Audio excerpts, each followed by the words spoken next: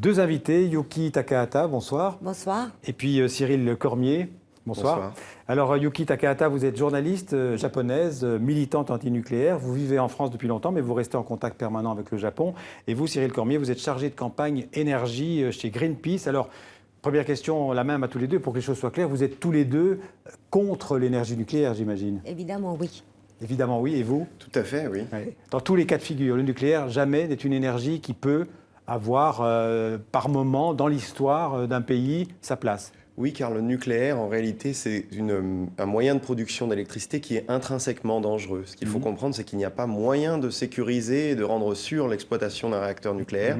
L'erreur humaine est toujours possible. L'agression externe, comme ça a été le cas au Japon, est toujours possible. Et rien ne peut renforcer et garantir la sûreté de fonctionnement d'un réacteur. Alors, Yuki Takahata, 5 ans après Fukushima, quelle leçon le Japon a retenue de cette catastrophe? Alors, le Japon, le gouvernement, pas tellement, mais beaucoup de parties de la population a bien compris que quand il y a une action grave, majeure, comme l'action de Fukushima, il y a une partie assez grande du territoire qui n'est plus vivable pendant des décennies, voire plus. Et l'accident n'est pas maîtrisable, parce que TEPCO a toujours du mal. TEPCO, il faut rappeler que c'est l'organisation régionale qui c'est-à-dire c'est une monopole, c'est une compagnie électrique monopole. Une des compagnies électriques, Voilà. c'est une petite EDF, si on peut dire, locale. Assez grande. Oui, assez grande, d'accord, mais EDF est très très grande. Et Allez. qui a, dès le début, a menti, comment dire, à cacher. À camoufler, à tricher, quoi. Oui, et voilà, donc on a compris que l'accident n'est pas maîtrisable. D'accord. Et l'environnement est contaminé par la radioactivité. D'ailleurs, les travaux continuent toujours autour de la centrale. Tout à fait, sur le site. Et vous avez maintenant de l'eau contaminée parce qu'on est toujours en train d'arroser les réacteurs fondus. Et ça s'accumule. L'eau contaminée va arriver sur le site à la fin de l'année à 1 million de tonnes. Qu'est-ce qu'on va faire? Concrètement, il n'y a eu aucune poursuite, aucun procès, aucune condamnation? Ah si, parce que le fin février, 3 ex-dirigeants de TEPCO ont enfin été mis en examen grâce aux citoyens qui a déposé des plaintes depuis 2011 et 2 fois le tribunal régional a refusé de mettre en examen et avec un travail d'une commission citoyenne, enfin... Et donc, vous parlez de février 2016? Oui, cette année, 5 ans ça après, vient... quoi. Oui, 5 ans après, oui. Alors, malgré tout, le Premier ministre japonais actuel, Shinzo Abe, veut relancer le nucléaire au Japon. Le pays ne peut pas se passer du nucléaire, d'après le Premier ministre japonais. Je vous propose tout de suite de voir un extrait d'une déclaration de Shinzo Abe. Notre pays, pauvre en ressources, ne peut se passer du nucléaire pour se garantir un approvisionnement régulier en énergie, tout en tenant compte des considérations économiques et du changement climatique. Cyril Cormier, le Japon peut se passer du nucléaire? Bien sûr. Il l'a fait d'ailleurs pendant 2 ans où aucun réacteur nucléaire ne fonctionnait plus au Japon. Et effectivement, il a lancé un programme, le Japon a lancé un programme de développement des énergies renouvelables. Il faut savoir qu'en 1 an, le Japon a installé 2 fois plus d'énergie solaire que la France depuis 15 ans. Donc vous voyez comme quoi c'est tout à fait possible. Il faut comprendre que le facteur économique que citait M. Shinzo Abe n'est pas réel, n'est pas en la faveur du nucléaire. Aujourd'hui, produire avec des énergies renouvelables, ça coûte moins cher que de construire de nouveaux réacteurs ou de renforcer des réacteurs déjà bien endommagés. Le Japon peut se passer du nucléaire? Ah, tout à fait, parce que déjà, il ne dépendait pas beaucoup du nucléaire dans la production d'électricité. À peu près 29%. 25%. Ouais. Et encore, c'est à cause du lobby nucléaire qui voulait absolument ne pas, au lieu de développer des énergies renouvelables, voulait utiliser...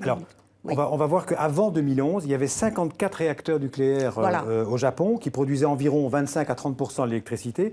Et le gouvernement japonais actuel veut remonter donc, le nucléaire à 20-22% de la part de l'électricité produite. On va voir ce sujet avec la réouverture d'un des réacteurs de la centrale de Sendai. C'était en août dernier. Un commentaire de Mathieu Boisseau de France 2.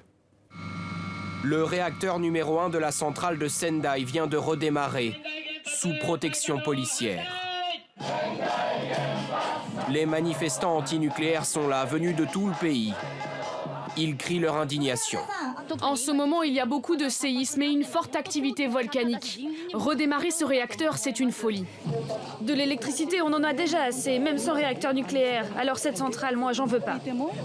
Le cœur du réacteur produira de l'électricité 2 ans après l'arrêt de toutes les centrales japonaises. 4 ans et demi après l'accident de Fukushima.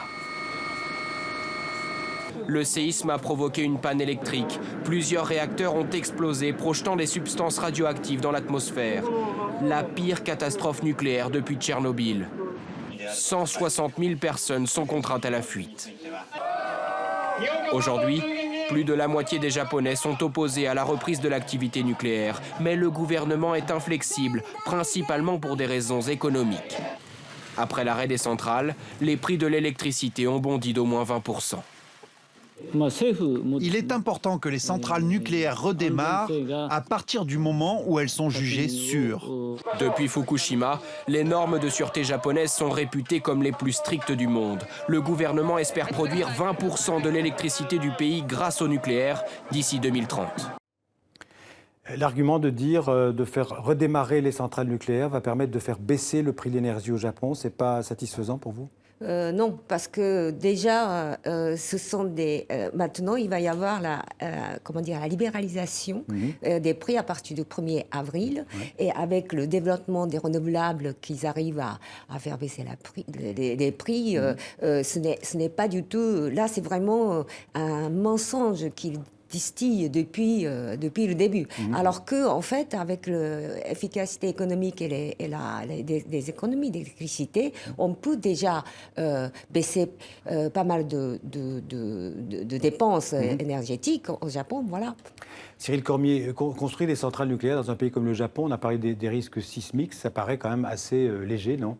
Oui, c'est léger et c'est effectivement aberrant de voir les témoignages qui disent on va relancer le nucléaire au Japon, alors que le Japon se porte bien mieux sans énergie nucléaire. Et c'est pas sans rappeler l'aveuglement que l'on peut constater aussi en France, où on a 58 réacteurs, c'est 75% de notre électricité, et on a une autorité de sûreté nucléaire qui nous dit attention, un Fukushima n'est pas impossible en France, il faut s'y préparer, c'est vraiment quelque chose de possible, et de sentir qu'en France, de la même manière, on continue de nous dire l'électricité la moins chère, c'est le nucléaire, alors que les énergies renouvelables sont aujourd'hui capables d'être compétitifs et le seront de plus en plus demain.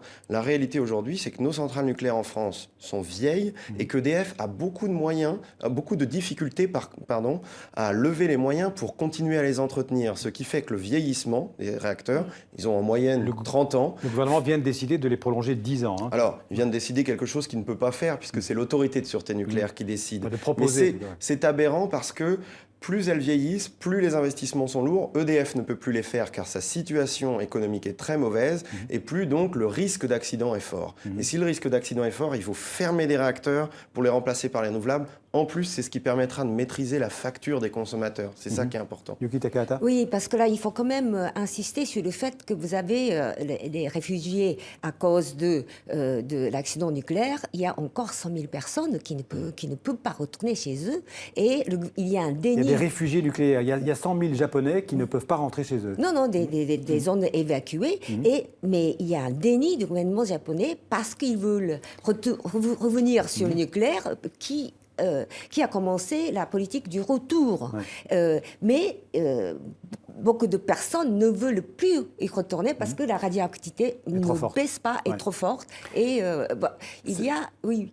Non, j'allais poser une question à Cyril Cormier. D'un point de vue climat, quand on parle de réchauffement climatique, on peut se dire peut-être que le nucléaire a sa place dans ce qu'on appelle le mix énergétique, c'est-à-dire dans la diversité des énergies. C'est intéressant comme question. Aujourd'hui, le nucléaire, ça représente 2% de l'énergie mondiale, c'est-à-dire rien du tout.